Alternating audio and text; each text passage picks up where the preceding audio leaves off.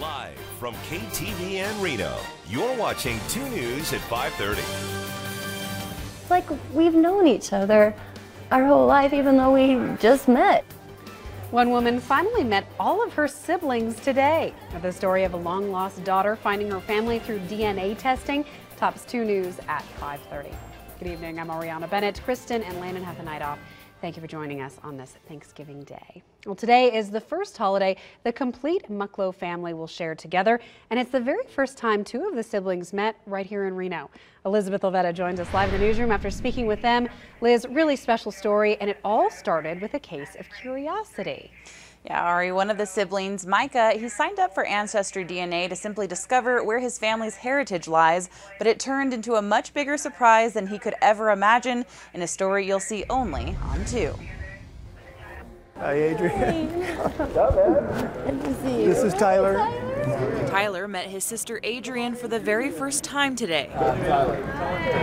It's so neat to meet Tyler, and he's the oldest, so I feel, well, I guess I'm the oldest.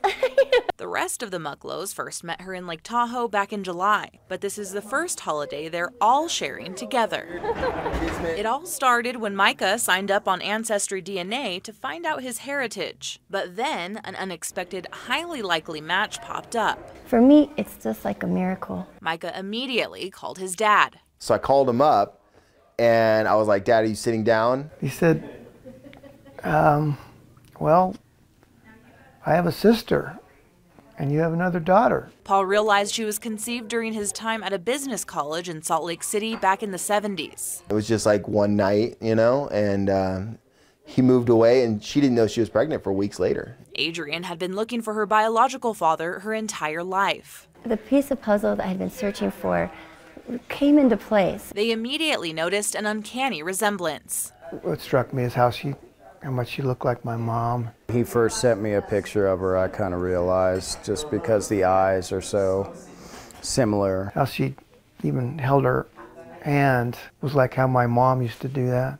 It's like an immediate bond. This Thanksgiving, the siblings all arranged to meet at their dad's house in Verdi. So this is about the size of the old table. So they moved the setup to a bigger room and even extended the table for their growing family. I can't believe I have this big family, a sister and 3 brothers. And while it's a bittersweet experience to connect with Adrian more than 3 decades later, So many years lost. It's real nice to meet her finally, and especially special to have her here for Thanksgiving. as for Micah's DNA results, well, he's not Irish like he's always thought. I can never really celebrate St. Patrick's Day the same anymore. But this Thanksgiving, one thing is certain. Everyone's got something to be thankful for.